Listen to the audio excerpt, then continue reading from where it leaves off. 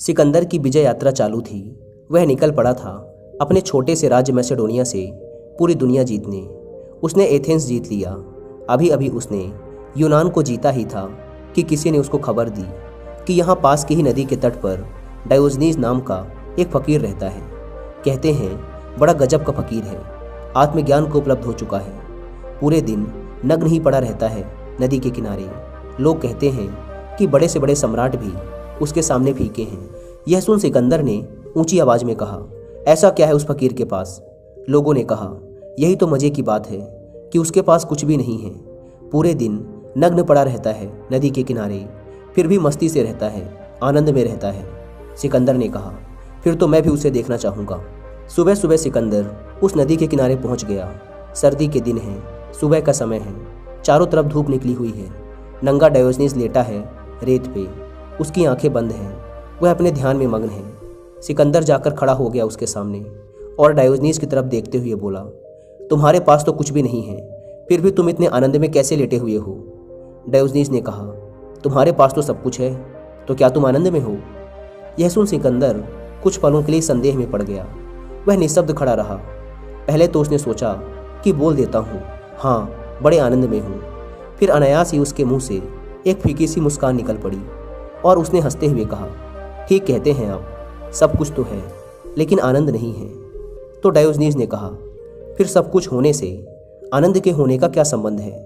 और अगर सब कुछ होने के बाद भी तुम ये देख पा रहे हो कि तुम्हें आनंद नहीं मिला, तब भी तुम दुनिया के और बड़े साम्राज्यों को जीतने जा रहे हो इस उम्मीद से कि तुम्हें आनंद मिलेगा, फिर तो तुम इस दुनिया के सबसे पागल इंसान हो। बात को टालने के लिए सिकंदर अपने चेहरे पे एक छोटी सी मुस्कान ले आया। डायोजनीज ने कहा, देखता हूँ कई दिनों से सड़क से बड़े बड़े हथियार जा रहे हैं, हजारों सैनिक जा रहे हैं। कहाँ के लिए निकले हो? क्या इरादा है तुम्हारा? सिकंदर ने कहा, पहले मध्य एशिया को जीतूंगा, फिर सोने की चिड़िया कहे जाने वाले हिंदुस्तान को जीतना है, फिर सारी दुनिया जीतकर वापस लौटूंगा। डायोजनीज ने कहा, फिर उसके बाद क्या करोगे? सिकंदर ने कहा, बस आखिर में सब जीतकर आराम करना चाहता हूँ, पूर्ण रूप से आराम करना चाहता हूँ। यह सुन डायोजनीज ने जोर से आवाज़ लगाकर अपने कुत्ते को बुलाया, जो उसकी कुटिया के भीतर आराम से लेटा हुआ था। उसने कहा, सुन इधर आ, यह सब देख। सिकंदर तो बहुत हैरान रह गया। डायोजनीज का कुत्ता भागा हुआ आया। डायोजनीज ने अपने कुत्ते से कहा, तूने कभी कोई पागल देखा है? नहीं ना, तो ये देख ले। उसने सिकंदर की तरफ इशारा किया। डायोजनीज ने कहा, ये सिकंदर है, यह कह रहा है सारी दुनिया जीत लूँगा तब आराम से रहूँगा, और हम दोनों यहाँ बिना दुनिया को जीते ही आराम से रह रहे हैं। हमने बड़ी गलती कर दी, हम भी पहले दुनिया जीत लेते। यह कहकर डायोजनीज जोर जोर से हंसने लगा। डायोजनीज को देखकर उसका कुत्ता भी ऊपर नीचे सिर हिलाने लगा। सिकंदर को लगा जैसे डायोजनीज और उसका कुत्ता दोनों ही उस पर हंस रहे हों, उसकी मूर्खता पर हंस रहे हों। डायोजनीज ने कहा, अगर तुम्हें आराम से ही रहना है तो मैं इस बात का सबूत हूँ कि बिना दुनिया जीते और बिना किसी संसाधन के भी आनंद में रहा जा सकता है। मैं तो बिल्कुल आनंद में ही जी रहा हूँ। फिर तुम भी आ जाओ, मेरा झोपड़ा काफ़ी बड़ा है, इसमें हम तीनों बड़े आराम से रह सकते हैं। तुम भी आराम करो, आओ और आकर लेट जाओ मेरे बगल में आराम से।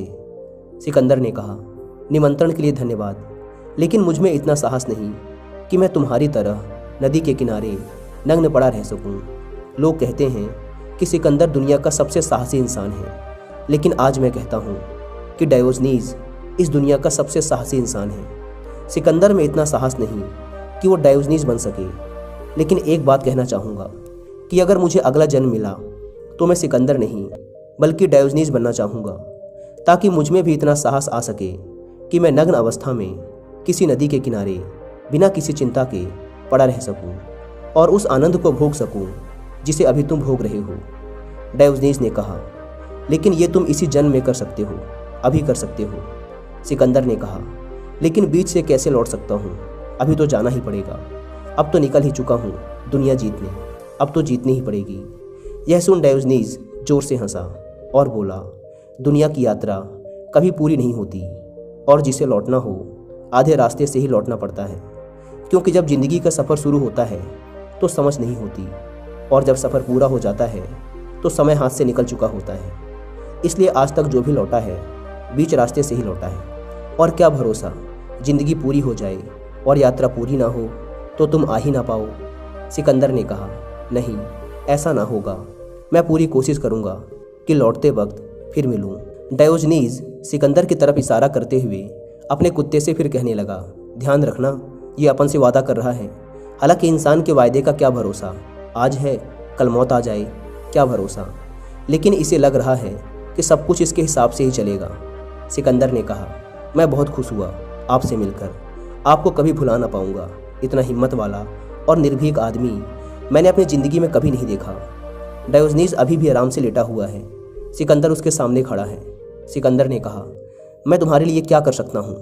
मैं एक सम्राट हूँ, मेरे पास सब कुछ है। डायोजनीज ने कहा, तुम मेरे लिए क्या कर सकते हो?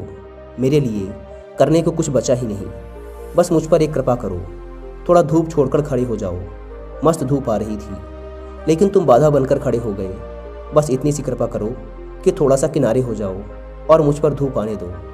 और ध्यान रहे कि किसी बेचारी की धूप मत छीन लेना। तुम आदमी बड़े खतरनाक मालूम पड़ते हो, तुम किसी की भी धूप छीन सकते हो। तुम्हारे हाथ में तलवार है बड़ी खतरनाक। सिकंदर ऊपर से हंसता हुआ लेकिन भीतर से रोता हुआ वहाँ से विदा ले लिया। डायोजनीज की बातों ने तो उसके दिल पर चोट कर ही दी थी।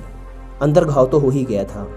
बात तो चोट खा ही गई थी उसे कि एक नंगा इंसान जिसके पास कुछ भी नहीं है वह आनंद को उपलब्ध हो गया, लेकिन उसके पास सब कुछ होते हुए भी वह दुखी है। उसके मन में इस बात की बड़ी पीड़ा थी। सिकंदर मन में रोता हुआ मगर ऊपर से हंसता हुआ लौट आया।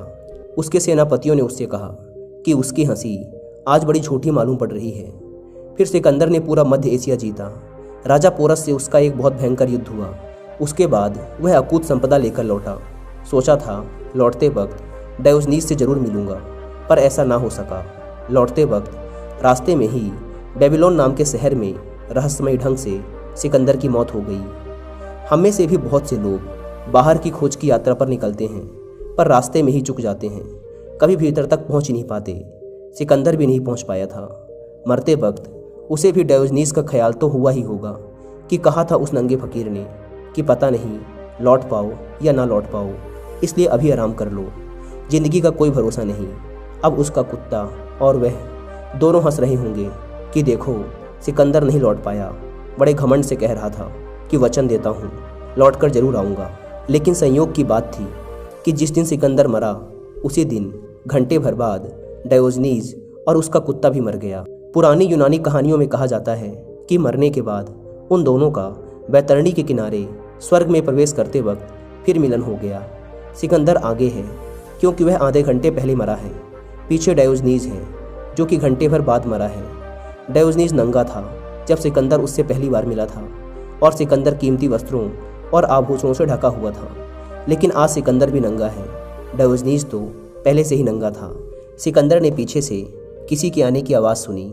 उसने पीछे मुड़कर देखा, यह तो डायोजनीज था।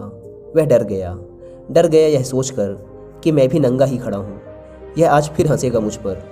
उसने तो उसी दिन कहा था यहीं बैठ जाओ, जगह काफ़ी है।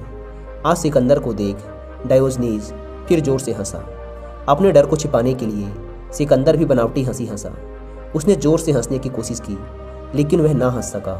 सिकंदर ने हंसते हुए कहा, अच्छा तुम डायोजनीज हो, कितनी खुशी की बात है कि एक बादशाह से एक फ़कीर मिला, वो भी बैतरणी पर। इससे पहले शायद ही कभी ऐसा हुआ हो। यह सुन डायोजनीज जोरों से हंसने लगा। उसने कहा, ठीक कहते हो, लेकिन एक भूल कर रहे हो।